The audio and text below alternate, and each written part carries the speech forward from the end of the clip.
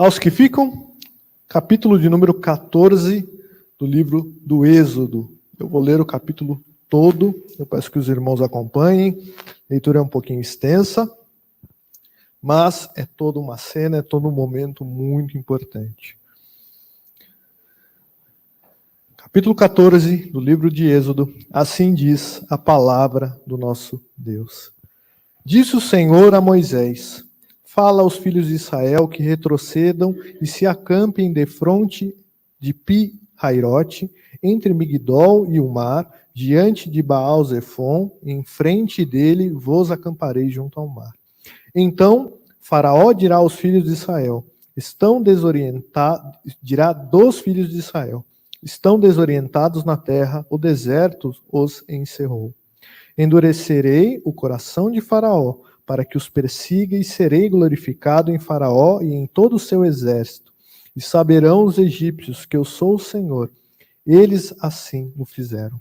Sendo, pois, anunciado ao rei do Egito que o povo fugia, mudou-se o coração de Faraó e um dos seus oficiais contra o povo.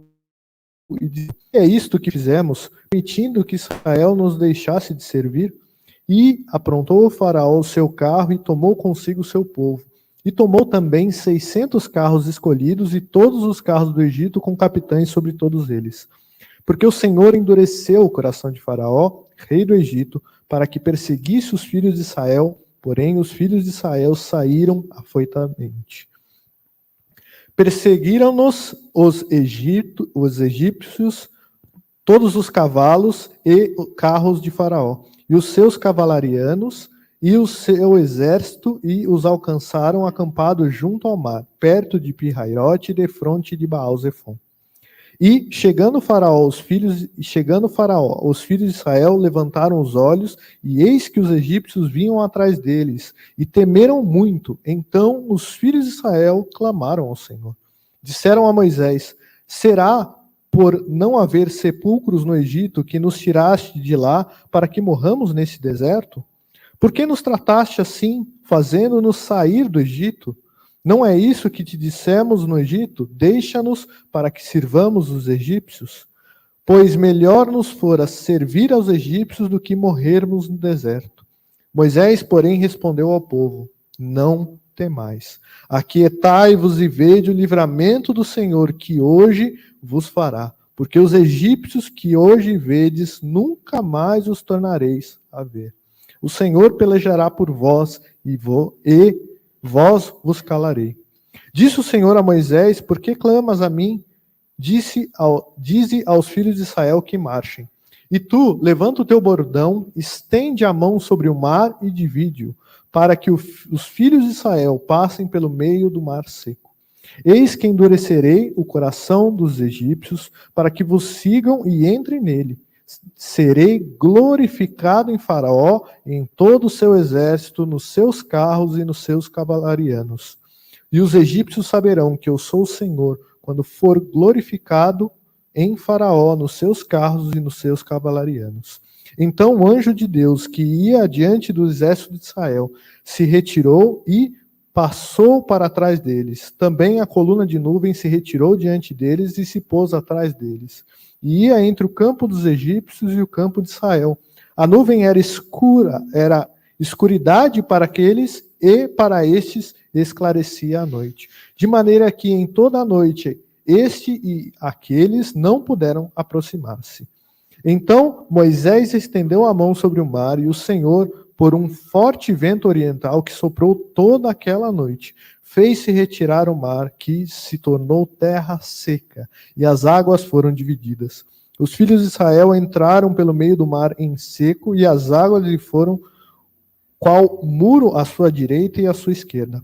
Os egípcios que os perseguiam entraram atrás deles, todos os cavalos de Faraó e os seus carros e os seus cavalarianos, até ao meio do mar. Na vigília da manhã, o Senhor, a coluna de fogo e de nuvem, viu o acampamento dos egípcios e alvorotou o acampamento dos egípcios. Emperrou-lhes as rodas dos carros e fê-los andar dificultosamente. Então disseram os egípcios: fujamos da presença de Israel, porque o Senhor peleja por eles contra os egípcios. Disse o Senhor a Moisés: estende a mão sobre o mar para que as águas se voltem sobre os seus carros e sobre os seus cavalos. Então Moisés estendeu a mão sobre o mar, e o mar, ao romper da manhã, retomou a sua força, e os egípcios, ao fugirem, foram de encontro a ele, e o Senhor derribou os egípcios no meio do mar. E voltando as águas, cobriram os carros e os cavalarianos de todo o exército de Faraó, que os havia seguido no mar. Nem ainda um deles ficou. Mas os filhos de Israel caminhavam a pé enxuto pelo meio do mar, e as águas lhe eram quais muros à direita e à sua esquerda.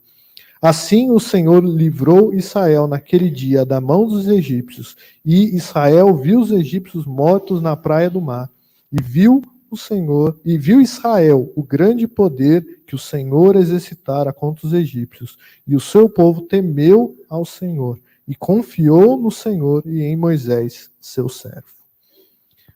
Vamos novamente nos voltar ao nosso Deus em oração nesse momento? Oremos. Senhor nosso Deus, Senhor nosso Pai eterno, Tua palavra, a Tua revelação a nós, Senhor, sagradas Escrituras foram lidas nesse momento, Pai. Tudo que lemos é a verdade vinda de Ti. É a Tua revelação daquilo que nós precisamos saber, que é importante para a nossa vida hoje. Lhe pedimos que o Teu Espírito Santo nos ilumine o coração nesse momento, nos dê o entendimento correto, nos abra o coração e os ouvidos para a Tua voz, para aquilo que vem de Ti, Senhor. E essas verdades transformem o nosso coração. Porque é isso que o Senhor faz em nossas vidas. Através da Tua palavra, o Senhor nos transforma. O Senhor nos molda cada vez mais para parecermos como nosso Senhor e Salvador Jesus Cristo. Que isso, Senhor, nós pedimos que isso ocorra nessa noite na vida de todos nós. Que a Tua palavra, Senhor, seja pregada e somente ela, Pai. Que eu não fale nada que não venha de Ti. E se falar, que isso não fique gravado no coração de ninguém. Mas que a Tua verdade seja pregada e que ela transforme as nossas vidas. Para que mais e mais, Senhor, possamos refletir a Tua luz em todo lugar, em todo momento, Senhor, para a honra e para a glória Tua, Pai. E pedimos, Senhor, tudo isso no nome do Senhor e Salvador Jesus Cristo. Amém.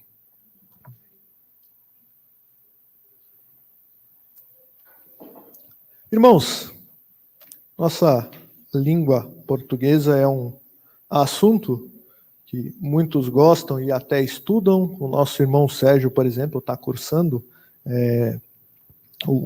o curso, né, o bacharel de língua portuguesa. E se tem uma coisa que a gente sabe, é que o português é uma língua bem difícil, uma língua bem elaborada. E isso faz com que muitas palavras, por exemplo, que têm um significado exato, nós deixemos de usar por costume. Tem muita palavra que a gente sabe que tem no português. Se você pegar um dicionário, você vai ver lá, o dicionário é enorme, né? Quanto dicionário, você pegar um Aurélio grande daquele... É um tijolo baiano quase, de tão grande que é. E tudo ali é palavra em português com seu significado. Quantas palavras a gente deixa de usar? Porque não é comum a gente usar, né? E pensando um pouco sobre o texto, uma palavra que é muito importante, e eu estou falando tudo isso exatamente para trazer essa palavra e o que ela significa, é prefigurar. Essa é uma palavra que a gente não usa no nosso português normal. Se você botar prefigurar numa frase, eu acho muito difícil você chegar na rua e alguém responder para você, põe uma frase aí, prefigurar, usa isso em uma frase. É muito difícil a pessoa conseguir usar isso em uma frase, porque não é muito usual para a gente, é muito raro. E o que ele quer dizer? Prefigurar quer dizer que é representar o que está por vir. Isso quer dizer prefigurar. Esse é o significado. Tá? E eu já usei essa palavra aqui em alguns sermões, e eu achei importante trazer esse significado. Por quê? Porque a passagem que nós lemos prefigura. Ela representa de maneira muito forte e importante nas Escrituras algo que está por vir. Irmãos, fiquem até com esse verbo e com esse significado gravado no coração de vocês, na mente de vocês, melhor falando, porque esse é um verbo importante nas Escrituras. Há várias passagens, principalmente do Antigo Testamento, que prefiguram coisas que virão, que representam o que está por vir. E essa é uma passagem muito característica e muito forte. Nós já sabemos o que ela prefigura, o Novo Testamento já revela. Mas eu quero trazer mais dessa realidade hoje e enxergar isso de maneira mais clara. Porque isso é extremamente importante para a gente entender de maneira correta o Êxodo, para entender de maneira correta essa passagem que a gente leu, que é tão conhecida. Você vai perguntar para alguém na rua sobre o Êxodo ou sobre a história de Israel, eu creio que a maior chance é dele conhecer essa passagem ou ele citar essa passagem. Não literal, mas ele falar a questão da abertura do Mar Vermelho. Isso é tão conhecido que você vai ver filmes comuns, que não são filmes cristãos, como O Todo-Poderoso, com Jim Carrey. Naquele filme faz referência a essa passagem, que é a abertura do Mar Vermelho. Tem uma hora ali que ele está comendo uma sopa de tomate, ele pega, faz assim, e ele tem um poder, e aí a sopa de tomate divide dos dois lados. A ideia é exatamente fazer referência ao mar ali, o Mar Vermelho que se abre. Então, essa é uma passagem extremamente conhecida fora do meio evangélico e dentro do meio evangélico também. E o entendimento dela é fundamental para cada um de nós. Porque entendendo ela da maneira correta, a gente vai entender muita coisa do Antigo Testamento da maneira correta. Ela é de extrema importância e de extrema centralidade nos Evangelhos e no Novo Testamento. Então, é isso que a gente vai ver hoje. Hoje a gente vai ver, e eu quero trabalhar hoje o texto de duas maneiras. Primeiro, a gente vai ver a sua grande mensagem no que ela fala aqui, então no texto mesmo, e depois eu quero mostrar o que ela prefigura. E aí, baseado no Novo Testamento. Tá? Então a gente vai ter esses dois momentos aqui na pregação de hoje.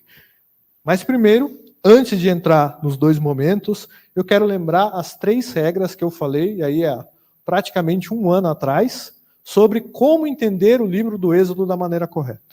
3 regras que a gente tem que ter na cabeça. A primeira delas é que o Êxodo é histórico. Então, o livro do Êxodo como um todo é um livro que aconteceu na história. Não é porque outros vão falar que não, isso é inventado, não, isso não aconteceu, a gente não tem evidência arqueológica para... Não importa. Nós cremos que isso realmente aconteceu, como está descrito aqui. Tá? Então, o livro do Êxodo é um livro histórico. Esse é a primeira regra para você entender isso da maneira correta. Isso daqui aconteceu. Segunda regra, nós temos que entender o livro do Êxodo como um todo à luz do Novo Testamento e à luz de Jesus Cristo. E a gente vai ver hoje de uma maneira mais clara como fazer isso. E terceira regra, lembrar, o Êxodo não é sobre o povo de Israel. O personagem principal do livro do Êxodo não é Moisés. O personagem principal é Deus. Ele é o herói. Ele é o foco de toda essa história. Tá? Então essas são as 3 regras essenciais para a gente entender o livro do Êxodo correto, e hoje a gente vai passar nelas 3. Tá? E, diante dessas regras, qual que é a mensagem central dessa passagem que a gente vai ver, que precisa ficar gravada no seu coração? Que o que ela prefigura passa a mesma realidade. A mensagem central é: a salvação vem do Senhor para a glória dele. Se há algo para você sair daqui gravado no seu coração, para você memorizar, é a verdade de que a salvação vem do Senhor e é para a glória dele. Tenha isso gravado. E é isso que o texto vai deixar claro para nós. Nós enxergamos essa mensagem escancarada nesse texto. Tá? Então, primeiro vamos ver aqui a narrativa. Então, falando sobre esse texto, Êxodo, capítulo de número 14. Como eu disse, uma passagem muito conhecida, o contexto. Eu não vou falar de maneira exaustiva nem detalhada. São 31 versículos. A gente ficou aqui, eu acho que uns 5, 6 minutos só na leitura dele. Então, se eu fosse detalhar, vocês me conhecem, vocês sabem que eu falo muito, a gente ia sair daqui meia-noite. Então, não vou fazer isso, podem ficar tranquilos. Mas vou falar de maneira um pouco mais geral sobre esse texto e o que ele prefigura revelado no Novo Testamento. Tá? Mas, irmãos, é um texto extremamente profundo e rico. Leia ele durante a sua semana. Veja cada detalhe, estude essa passagem. É extremamente belo o cuidado e a sabedoria divina em tudo aquilo que ele faz. Quando a gente lê essa passagem e olha isso à luz do Novo Testamento. Então, fica esse desafio a vocês. Mas vamos ao texto. Primeiro, eu quero falar aqui, né, quais são os momentos da narrativa. O que está acontecendo que é descrito nesses versos, nesses 31 versos. O povo antes tinha saído do Egito, né? Então a gente viu no final do ano passado as 10 pragas, terminou, Faraó liberou o povo, e semana passada nós vimos que nessa saída do povo, o povo foi em direção à terra prometida, que o Senhor iria levá-los, e o Senhor falou para eles, não peguem, os guiou não vão para o caminho mais rápido, peguem esse outro caminho. Vão ali à beira do rio. E nesse primeiro momento, agora no capítulo 14, o Senhor fala para eles, vocês não vão seguir esse caminho. Acampem aqui. Esses lugares específicos, hoje a gente não sabe bem onde é que é. Tá? Então, não dá para falar, eles saíram ali do Egito, que ficava aqui, pegar o mapa e falar, eles estavam exatamente nesse ponto aqui. Tem-se mais ou menos uma noção. Mas a grande questão o Senhor pediu para eles acamparem num lugar que era relativamente ali perto do Egito. E o próprio Senhor falou para eles, vocês vão ficar aqui, e falou para Moisés, eu vou endurecer o coração de Faraó. O Faraó vai perseguir vocês. Não acabou o conflito ainda. Vai ter mais um capítulo sobre os egípcios na vida de vocês. E é isso que acontece. O Faraó olha para aquele povo e o entendimento dele o povo de Israel está perdido. O deserto ali deve ter tomado conta, eles estão meio perdidos no deserto, não sabem se guiar. Então, a melhor coisa que a gente tem que fazer agora, loucura minha não ter deixado eles saírem. Melhor coisa que eu vou fazer agora, vamos atrás deles. Vamos pegar eles de volta. Eles vão voltar para servir a gente. E agora, então, os egípcios vão e perseguem o povo. O povo olha para essa situação e, primeira coisa, ficam com medo. É isso que a narrativa fala. O povo agora olha os egípcios vindo até eles com aqueles carros de guerra. E aqui, carro de guerra não é carro. Isso eu acho que fica claro para todo mundo. A tecnologia não era que nem a nossa. Mas imaginem algo como charretes de guerra. Algo um pouco diferente, mas eram cavalos ali que estavam guiando, então eles eram muito mais velozes do que o povo de Israel. Claramente, se alguém vir perseguindo você com um cavalo, você não consegue correr dele. Ele vai te alcançar eventualmente. Então, o povo olhou aqueles 600 carros de guerra que estavam vindo, aquelas 600 charretes atrás dele, e ficaram apavorados. Clamaram a Moisés e reclamaram, na verdade, ali. Qual que é a situação dele, então, do povo nessa hora? Além de com medo. Eles estão, essa é a percepção deles, à beira da morte. A gente olha para um lado, eu tenho um mar. Não dá para atravessar nadando. Tem criança, tem gado, tem um monte de coisa, não tem condição. Para o outro lado, um exército egípcio que vai pegar a gente. E aí? Eu estou à beira da morte. Essa era a situação que eles estavam se encontrando ali. Eles estavam sem saída. Qual que é a resolução divina? O Senhor age de maneira sobrenatural. Por um lado, ele coloca aquela coluna de nuvem atrás do povo agora. é isso que o texto descreve. A coluna fica atrás e o efeito a gente precisa ler um pouquinho de maneira mais detalhada, mas para entender, a coluna, para quem estava atrás dela, então estava o povo aqui, a coluna de nuvem aqui e o exército egípcio aqui. O Senhor fez com que essa coluna, para cá fosse luz, para cá fosse escuridão. Então, o povo egípcio não enxergava nada que estava na frente deles, porque estava tudo escuro. Então, de maneira nenhuma, eles conseguiam chegar no povo de Israel. Então, o Senhor, de uma maneira sobrenatural, usando os próprios elementos da natureza, fez com que o exército egípcio não alcançasse o povo de Israel, mas ainda assim, de certa maneira, continuasse os perseguindo. E, segunda coisa que ele faz de maneira sobrenatural, abre o mar vermelho. E aí, diferente, um pouco daquela nossa percepção, ou pelo menos era a minha percepção antigamente, que era algo mais parecido com quem já viu o filme Senhor dos Anéis, quando o Gandalf pega o cajado, ele levanta o cajado, bate, e aí a ideia é mais ou menos que o mar se abre, Moisés fez isso, levantou o cajado, bateu e se abriu. E na realidade não é. Ele pega, manda pôr o cajado acima e vem um vento muito forte que sopra a noite inteira. Então, está acontecendo, o Senhor age dessa maneira sobrenatural para liberar, para salvar o povo. E aí, depois disso, o povo atravessa o mar, o exército egípcio vai atrás, e nesse meio tempo eles se arrependem, porque o Senhor vai lá e age no meio deles, eles se arrependem, voltam, e quando eles voltam, o mar os engole. Essa é a narrativa das Escrituras. E o povo, então, agora é salvo e liberto, e agora de uma maneira definitiva. Enquanto o faraó estivesse lá, enquanto o povo egípcio estivesse lá, eles ainda podiam perseguir. O Senhor, na sua soberania, agora decidiu e elaborou um plano em que essa salvação para o povo de Israel ali fosse definitiva. Não tem mais exército que vai perseguir vocês. Acabou esse capítulo.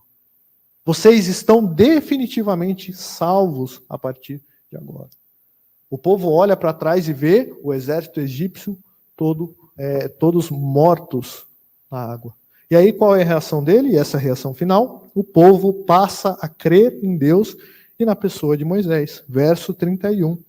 E viu Israel o grande poder que o Senhor exercitara contra os egípcios. E o povo temeu ao Senhor e confiou no Senhor e em Moisés, seu servo. Então, de novo, de acordo com aquelas regras, isso aconteceu dessa maneira. Tá? Tem muitos hoje aí que tentam explicar esses eventos de uma maneira científica. E a verdade é que eles nunca vão conseguir. Porque isso é um ato sobrenatural de Deus. O Senhor decidiu agir de maneira grandiosa. Ele literalmente abriu o mar. E as pessoas passaram no meio a seco. E nesse mesmo mar, um exército inteiro foi dizimado. Foi isso que o Senhor fez. De maneira sobrenatural. Não é inventado, não é. E aqui é muito importante isso. Isso daqui, essa história, isso que aconteceu, não é uma história contada somente para prefigurar. Há alguns que vão nessa linha. A gente precisa evitar de cometer esse erro. Isso daqui não é uma história simplesmente para representar algo que vai acontecer no futuro. O Senhor molda a própria história da humanidade para que, no que aconteceu aqui, fosse representado de maneira visível, de maneira física, aquilo que aconteceria numa outra realidade no futuro. Então, isso aconteceu. Tá? Isso realmente aconteceu. E aquilo que acontece no futuro e aquilo que isso vai representar também acontece. Então é uma história que representa uma outra história que vai acontecer no futuro. O Senhor está como se fosse dando uma dica. Ele está demonstrando, eu vou cantar a bola para vocês. Está vendo o que está acontecendo aqui? Lá na frente. Isso daqui está representando algo muito maior que vai acontecer lá na frente. Essa é a ideia de prefigurar. E esse texto realmente, essa história realmente aconteceu. Tá? Então isso é muito importante a gente lembrar. Irmãos, olha o cuidado e a grandeza de Deus. O Senhor, ele conduz a história, ele faz com que os fatos ocorram da maneira que ele quer e de uma maneira em que realmente parece que tudo foi escrito como se fosse um livro. O Senhor é tão grandioso que ele escreveu a história, ele definiu a história de uma maneira que, se a gente lesse num livro, a gente ia entender, ia enxergar, e lá na frente a gente ia entender o que é que aquilo estava prefigurando. É como se você pegasse realmente isso daqui, pegasse um livro de romance que você lê por aí, e lá no livro estivesse contando uma história, e nessa história você visse uma representação de uma outra história futura. Só que o Senhor faz isso com a realidade.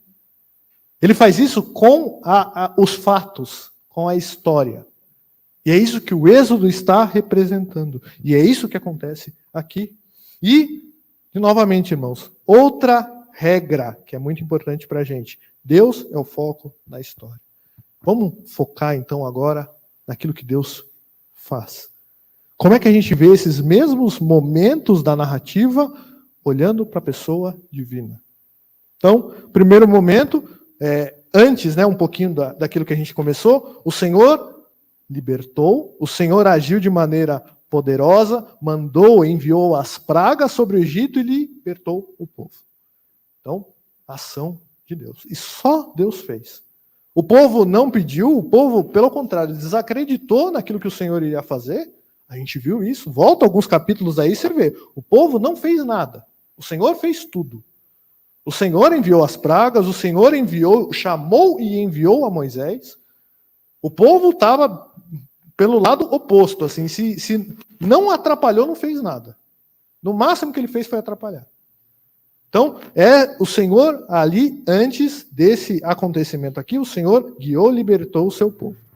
Depois, o Senhor naquele momento estava colocando o povo naquele lugar, então o Senhor estava agindo, conduzindo o povo ao lugar exato que era necessário ele estar, de maneira direta. O Senhor endurece o coração de Faraó, então o Senhor faz com que Faraó vá perseguir o povo naquele momento. Mas o Senhor também deixa com que o povo seja perseguido e impede essa perseguição, ou, na verdade, o conflito direto de maneira sobrenatural. O Senhor permite a perseguição e impede com que ocorra um conflito naquele momento. Então, ele mesmo impede a morte do povo. Ele não só impede, como também elimina o exército do egípcio naquele momento. O Senhor, no fundo, é quem salva o povo da morte certa naquele momento. Tudo é o Senhor agindo aqui. A nossa tendência, de novo, é olhar para essas histórias e focar em Moisés, focar no povo. Mas a grande questão, quando a gente para realmente ver a perspectiva divina, só o Senhor está fazendo as coisas. É o Senhor que está agindo em todo momento. O Senhor está guiando o seu povo, o Senhor está conduzindo a história, o Senhor está libertando o seu povo, o Senhor está guardando o seu povo e o Senhor dá a salvação a eles naquele momento. É o Senhor quem os salva. O povo não fez nada. O povo de Israel não faz nada, o povo de Israel não combate, o povo de Israel nem sequer confia em Deus. A gente vai ver que o povo só confia lá no final, verso 31. No finalzinho, a gente acabou de ler, foi que então o povo passou a confiar no Senhor. Toda a narrativa, deixando bem claro o fato de que o Senhor é quem faz tudo. É o plano dele perfeitamente elaborado e ele quem executa esse plano como ele quer. E nada sai fora do planejado da sua vontade.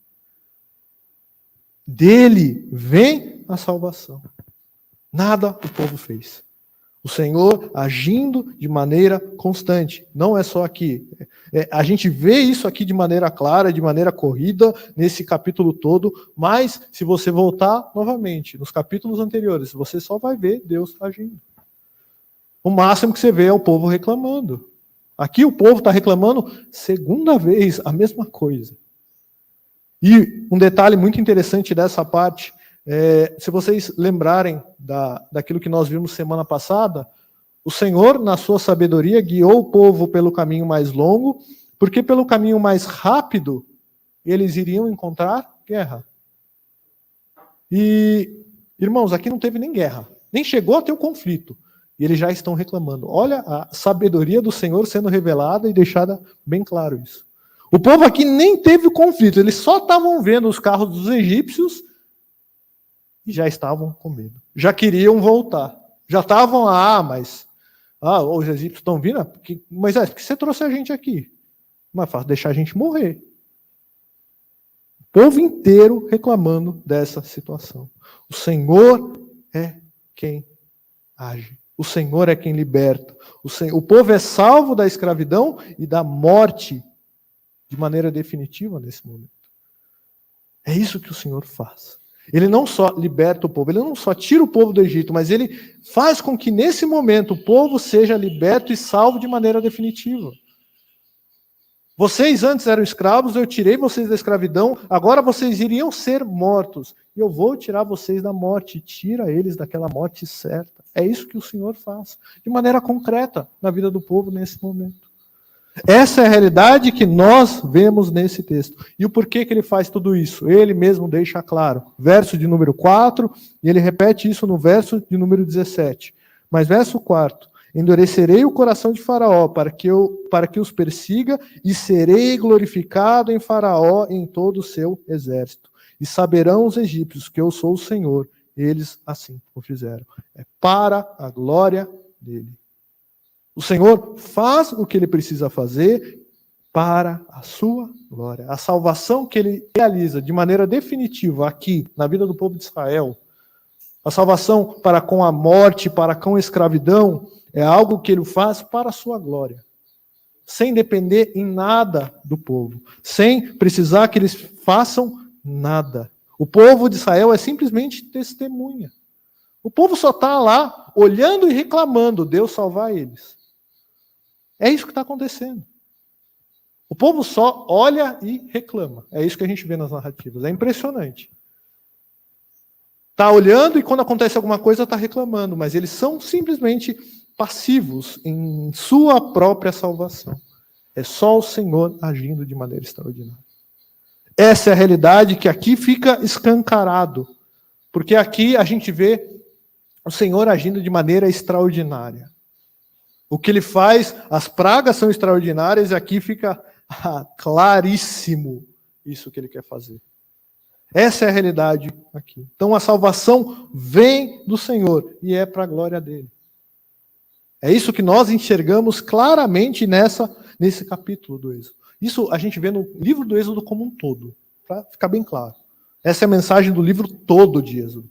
Mas isso aqui fica muito claro, porque é o Senhor agindo em todo momento. É o Senhor fazendo as coisas, é o Senhor salvando literalmente o seu povo. Isso é tão claro que qual que é o capítulo seguinte? Cântico de Moisés. E ele canta louvando a Deus pela salvação que o Senhor tinha dado a eles. Essa é a realidade. Então isso fica muito claro aqui. E eu quero terminar então essa primeira parte falando dessa narrativa, alertando os irmãos sobre 2 erros que nós devemos evitar ao aplicar ou ao entender essa passagem para nós. Tá? Então, 2 maneiras que você não pode aplicar essa passagem na sua vida. A primeira delas é de uma maneira, num contexto pessoal. Você não pode pegar essa passagem do Êxodo, essa passagem que o Senhor salva o povo, e achar que isso se aplica nos seus problemas diários. Que o Senhor salvou o povo ali daquele conflito, livrou-os da morte naquele momento, então ele vai me livrar também dos meus conflitos e das minhas dificuldades e de um risco de morte também. Essa não é a realidade que esse texto está apontando. Esse texto não está, ele não deve ser aplicado dessa maneira pessoal. Você não pode virar e orar, Senhor, como o Senhor salvou o povo do Egito, me salva aqui também desse problema. Age de maneira extraordinária para me libertar dessas dificuldades. Isso é minimizar, isso é diminuir o que esse texto quer prefigurar. A gente não pode, a gente está diminuindo aquilo que o Senhor faz. Isso daqui fala de uma realidade muito maior, muito mais grandiosa do que os nossos problemas diários, os nossos problemas pessoais. Então, não aplique esse texto dessa maneira. Essa é a primeira aplicação errada. É isso que primeira coisa que a gente deve evitar. Segunda coisa é entender essa passagem, e isso não é uma novidade, mas está voltando, e a gente vê por aí também, é entender isso num contexto social. Então você também não pode pegar essa passagem e falar, o Senhor salva aqui o povo oprimido da escravidão. Então, se o Senhor faz isso, essa é a vontade dele, a gente também tem que fazer isso. A vida do cristão é salvar o povo oprimido. Não é essa a verdade aqui. Eu não posso pegar e ler esse texto com essa contextualização social, política e econômica. Esse não é o entendimento, esse texto não está prefigurando, não está representando esse tipo de salvação futura. O texto é muito maior. O texto está falando de uma realidade muito maior. E, assim, a própria mensagem central vai negar esse tipo de entendimento, tanto o pessoal quanto o social. Então a gente tem que evitar esses dois tipos de entendimento. Isso é muito importante. Aplique-o da maneira correta. E como é que a gente aplica, então, entende da maneira correta? Olhando para o Novo Testamento. Essa é a terceira regra. Entender o Êxodo à luz do Novo Testamento e de Cristo. E é isso que a gente vai ver agora, a gente vai passar por o segundo momento que eu falei, que é olhar isso, entendendo que isso está representando o que é revelado no Novo Testamento. Tá? Eu já falei isso algumas pregações, passei por cima e hoje eu quero me aprofundar um pouquinho mais. A realidade é que o Êxodo em si é a representação física, uma realidade visível daquilo que iria acontecer com o povo de Deus numa realidade espiritual. Então o Senhor está demonstrando aqui na história de maneira clara, é como se ele estivesse passando um filme para você, ó, tá vendo o que está acontecendo aqui nesse filme? É isso que aconteceu com você no seu coração. Dentro de você acontece isso. Essa é a realidade que ele está querendo representar. Só que ele, em vez de passar um filme para a gente, ele fez isso acontecer na história. Ele fez literalmente isso acontecer com o povo dele naquele momento. Ele queria prefigurar, representar isso no futuro. E aí, vamos então à realidade que o Novo Testamento apresenta a nós, que a gente consegue olhar e falar, realmente isso daqui está representando essa realidade. De maneira geral, o que o Novo Testamento apresenta para a gente? Quando a gente vai ler, por exemplo, Romanos, a gente vê a realidade de que a humanidade estava destinada à condenação eterna. Não é? Isso é uma realidade básica do nosso evangelho. Romanos 5, Paulo vai falar. Porque por meio de um pecado entrou no mundo e todos agora estão condenados, porque todos pecaram. Então, toda a humanidade estava condenada, estava à beira da morte, estava sem saída. Porque a realidade também, a própria palavra de Deus vai mostrar que a humanidade não consegue sair dessa condenação. Não consegue pagar a sua dívida. Outra verdade também, que nós vemos que o Senhor, na sua soberania, age de maneira sobrenatural para tirar o povo dessa condenação eterna. Como é que ele age? Mandando o seu próprio filho. A encarnação e a morte de Cristo são atos sobrenaturais de Deus. Não tem como negar. Isso não é uma coisa natural que a gente vê no dia a dia. O Cristo, o próprio Deus se encarnando, assumindo forma de homem, de servo, sofrendo e morrendo na cruz do Calvário, não é algo normal. Não é algo natural. É a ação sobrenatural de Deus. É a providência dele. Para quê? Para libertar o seu povo. Para que o seu povo não mais esteja nesse estado de condenação eterna que ele estava antes. É isso que o Novo Testamento vai deixar claro, num todo. Isso é algo que não é novidade para quem está aqui.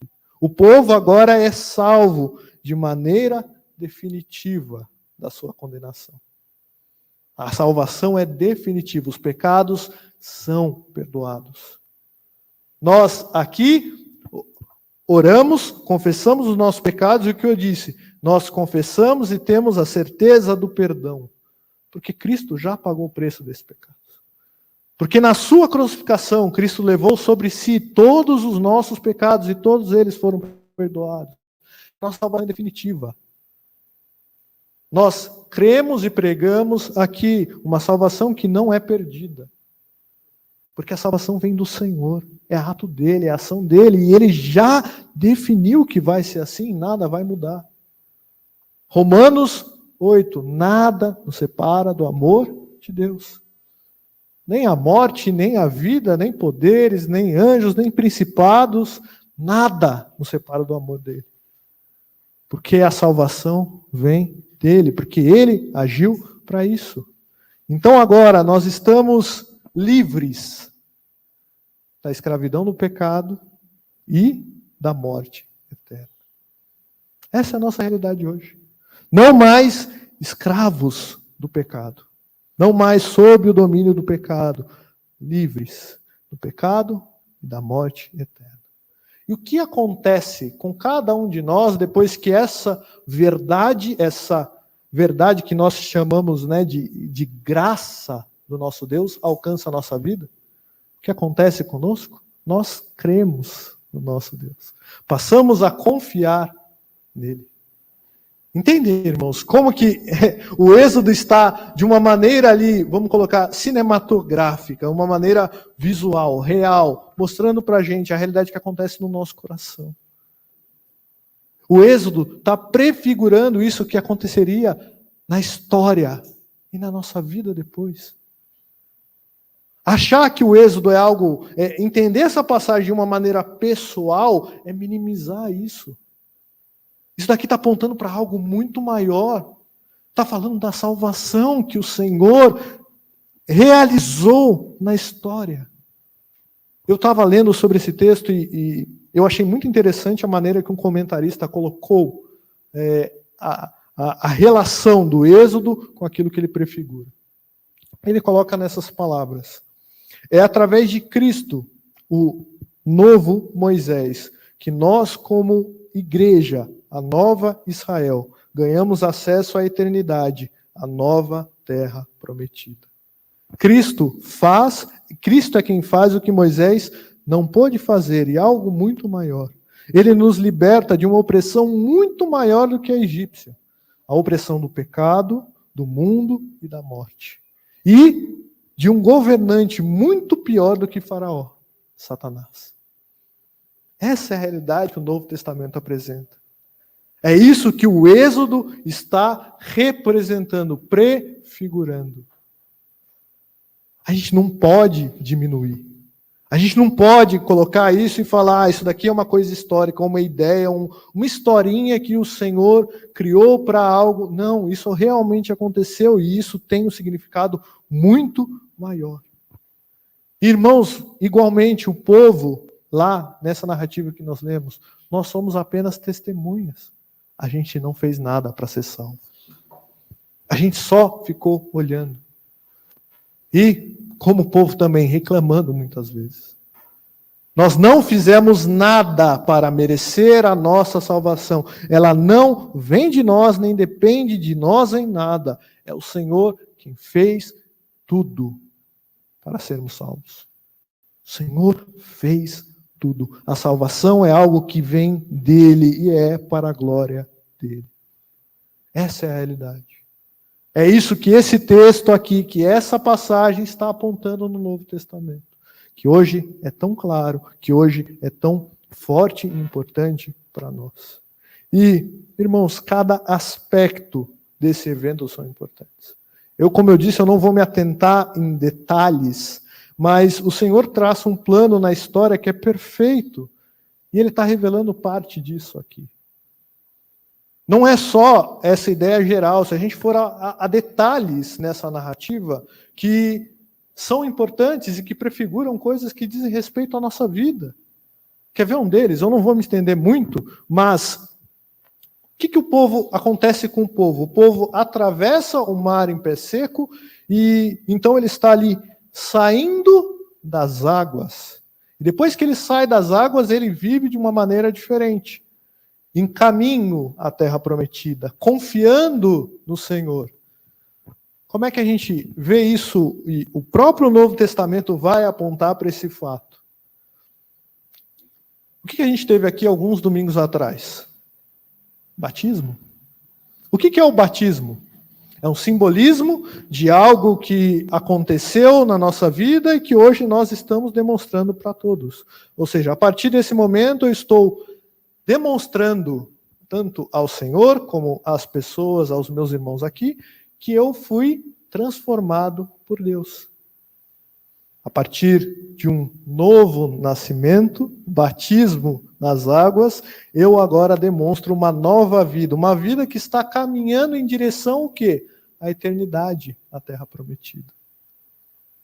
Detalhes que o Senhor coloca que são maravilhosos, que dizem respeito à nossa vida. Você entendeu o seu batismo no momento que você veio aqui na frente. É você entender isso. Você passou agora para uma vida totalmente diferente. Você foi salvo de maneira definitiva. E Deus é quem fez isso. O Senhor e somente Ele fez. E nada vai mudar isso. Nada iria e nada mudou a história do povo. Dali para frente, o povo caminhou em direção à terra prometida. E o Senhor é quem garantiu isso. E nada alterou essa realidade. Mas isso daí é só, e a gente aplica para a gente, que é um pouquinho mais com relação ao mar, com as águas que são importantes. Água, um novo nascimento ali, o povo sai das águas, mas essa mesma água é o que? A condenação do povo egípcio. O povo morre nas águas. E, irmão, sabe o que Apocalipse diz sobre a grande Babilônia? Que é a representação do mundo, de Satanás, no livro de Apocalipse. Ele fala que o destino dela é ser jogado na água, no mar. Então ele está apontando para a mesma realidade. Ele está falando lá na frente, tudo aquilo que te oprimiu também vai ser condenado. A morte eterna, assim como o povo egípcio também foi lá atrás. A mesma representação. Ele está querendo deixar claro na história, isso vai acontecer com vocês também.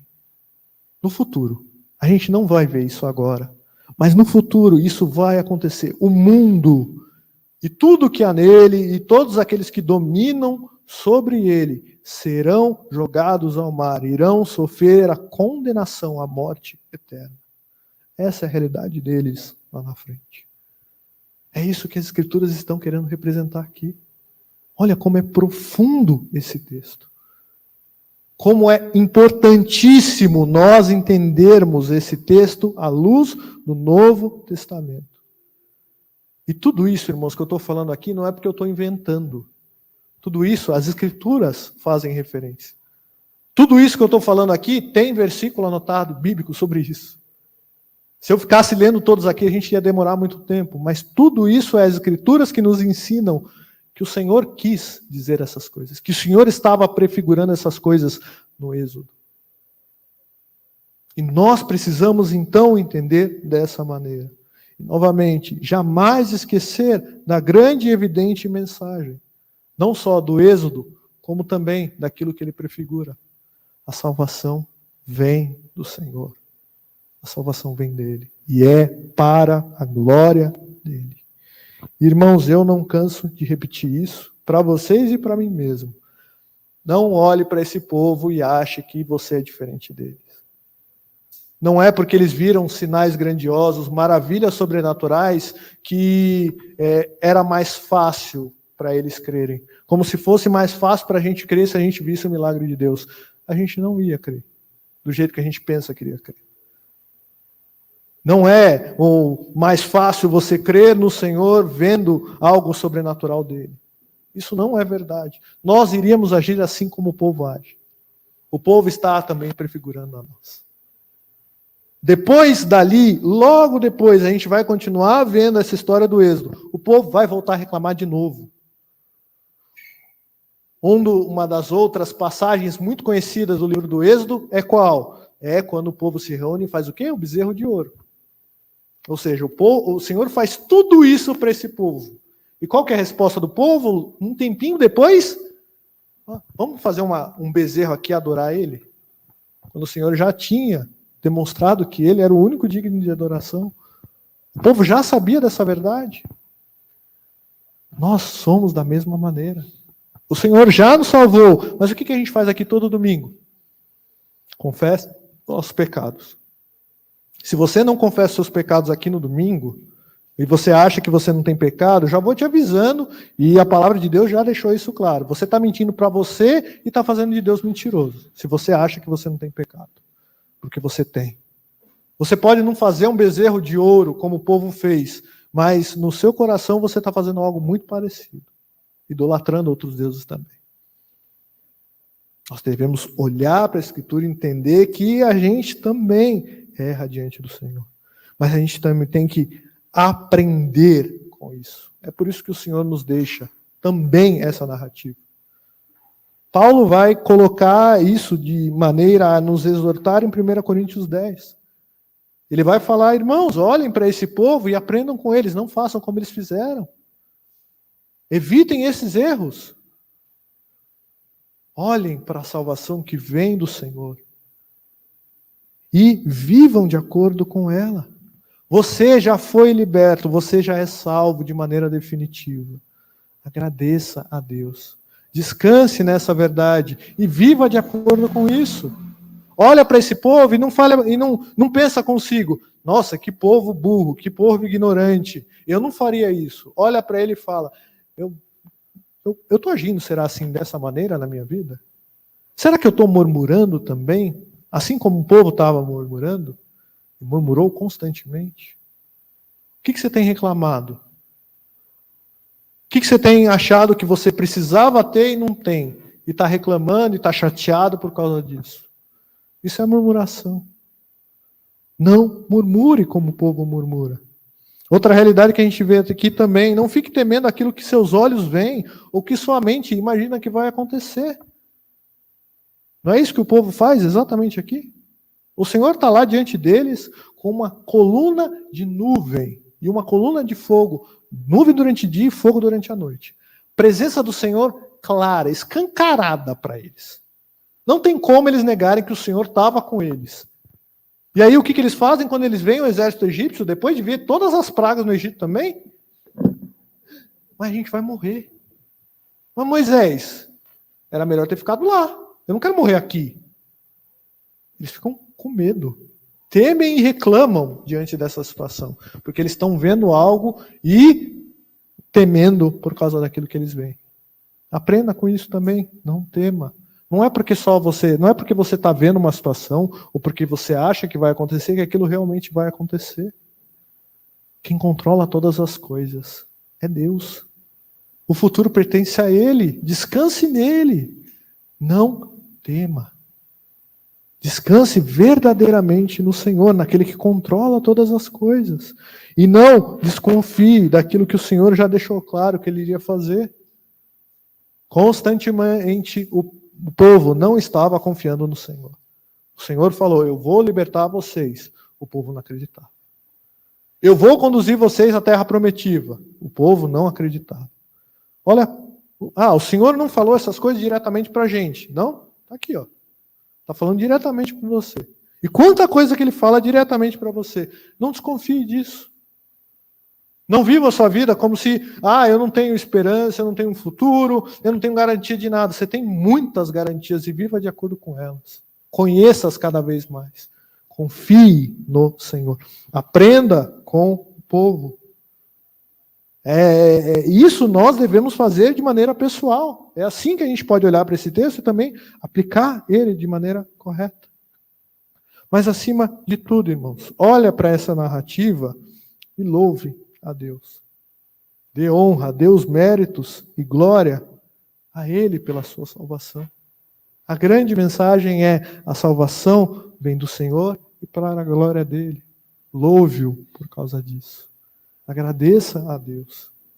Não saia daqui desanimado, desamparado, triste. Saia daqui agradecendo, dando graças a Deus, porque você é salvo. E a salvação vem dele. Você não vai perder essa salvação. Não é porque você fez isso ou deixou de fazer aquilo, que o Senhor vira para você e fala, viu, você não está mais no meu povo. Você errou, você fez alguma coisa que desagrada o Senhor, ele vira para você, eu te perdoo. Você está arrependido? Tá, eu te perdoo. Você ainda está com o meu povo. Você está debaixo da minha aliança, do meu cuidado. Volte-se a mim. Eu quero que você se aproxime de mim, e não que você se afaste. Descanse no fato de que Ele já conquistou a salvação para você. Você não precisa fazer nada para receber a aprovação de Deus, para receber a salvação de Deus. Melhor colocando. Ele já fez tudo. Descanse nessa verdade. Nada pode mudar isso. E eu quero finalizar, irmãos, lembrando que a história do Êxodo, e principalmente a parte que nós lemos hoje, é uma história de vitória. Vitória que vem do Senhor. Vitória que é do Senhor e é uma vitória para a glória do Senhor. Nós hoje fazemos parte da vitória que o Senhor garantiu. Ele já venceu. Cristo já venceu. Paulo vai falar que nós somos mais que vencedores por meio daquele que nos amou. Agora, essa vitória é para a glória dele, não é para a nossa glória. Ela não é feita por nós, não é mérito das nossas forças e nem é para nós. É para o Senhor e somente para Ele. Então, viva nessa vitória que você faz parte hoje, com o mesmo objetivo dela. Viva para a glória de Deus. É assim que nós devemos viver. Que possamos, então, mais e mais viver com o mesmo objetivo dessa vitória. A glória do nosso Deus que nos salvou. Amém?